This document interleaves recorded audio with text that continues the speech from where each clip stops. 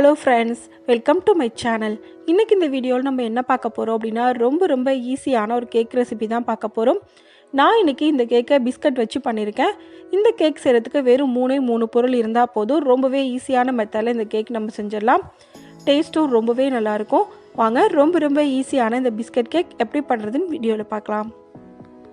அதுக்கு நான் ஒரு மிக்ஸி ஜார் எடுத்துர்க்கேன். அதுல பிஸ்கட் ஆட் பண்ணிக்கலாம். நான் இன்னைக்கு Hide and Seek, Milk Bikis, Marigold மூணுமே சேர்த்து தான் ஆட் பண்றேன். இப்போ இது எல்லாத்தையும் ஆட் பண்ணதுக்கு அப்புறமா மிக்ஸி ஜாரை மூடி இது நல்லா ஃபைன் பவுடரா அரைச்சு எடுத்துக்கங்க. இப்போ நல்லா அரைச்சாச்சு. இப்போ இது கூட 1/2 கப் அளவுக்கு நான் பால் ஊத்துறேன். பிஸ்கட் பவுடர் 1 கப் அளவுக்கு இருக்கு. அதுக்கு நான் 1/2 கப் அளவுக்கு பால் ஊத்துறேன். லைட்டா ஒரே ஒரு தடவை மட்டும் அரைச்சு எடுத்ததுக்கு அப்புறமா அது கூட 1/2 ஸ்பூன் அளவுக்கு பேக்கிங் பவுடர் ஆட் பண்ணிக்கங்க. நல்லா மிக்ஸ் பண்ணிக்கலாம். கட்டி எதுவும் இல்லாமல் நல்லா மிக்ஸ் பண்ணிக்கங்க. இப்போ நான் ஒரு பவுலில் ஆயில் தடவி வச்சுருக்கேன். அது மேலே நம்ம கோதுமை மாவு போட்டு நல்லா கோட் பண்ணி எடுத்துக்கலாம். எல்லா பக்கமும் நல்லா கோட் பண்ணிக்கங்க. அப்போ தான் உங்களுக்கு ஒட்டாமல் வரும். இப்போ இதில் கேக் மாவு ஊற்றிக்கலாம்.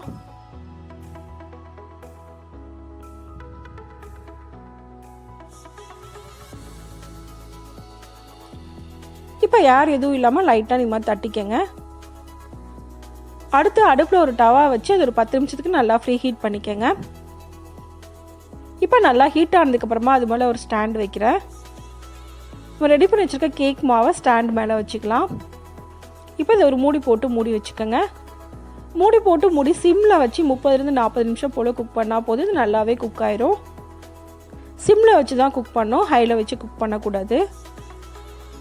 இப்போ 30 நிமிஷம் ஆயிருக்கு. நான் ஓப்பன் பண்ணி பார்க்குறேன். ஒரு ஸ்பூன் வச்சு நம்ம குத்தி பார்க்கலாம். ஸ்பூனோ ஸ்டிக்கோ எது வேணாலும் வச்சு குத்தி பார்த்துக்கோங்க. இந்த மாதிரி ஒட்டாமல் வந்துச்சு அப்படின்னா நம்ம கேக் ரெடி ஆயிடுச்சு. இப்போ கேக் நல்லாவே குக் ஆயிடுச்சு. இதை எடுத்துடலாம். இதை எடுத்து நல்லா ஆற வச்சுக்கோங்க. ஆறினதுக்கு அப்புறமா தான் எடுக்கணும். இப்போ நல்லா ஆறிடுச்சு. ஒரு ஸ்பூனோ கத்தியோ வச்சு இது மாதிரி சுற்றி நல்லா எடுத்து விட்டுக்கோங்க.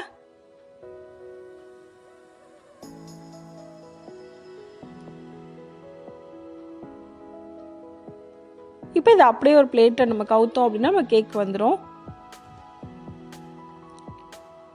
அப்படின்னா நீங்கள் பட்டர் சீட் போட்டிங்க அப்படின்னா கோதுமை மாவு கூட நீங்கள் போட தேவையில்லை. இப்போ இதை திருப்பி வச்சுக்கலாம். இப்போ நமக்கு ரொம்ப ஈஸியான மெத்தடில் பிஸ்கட் கேக் ரெடி ஆயிடுச்சு. இந்த ரெசிபியை இதே மெத்தடில் நீங்களும் செஞ்சு பாருங்கள்.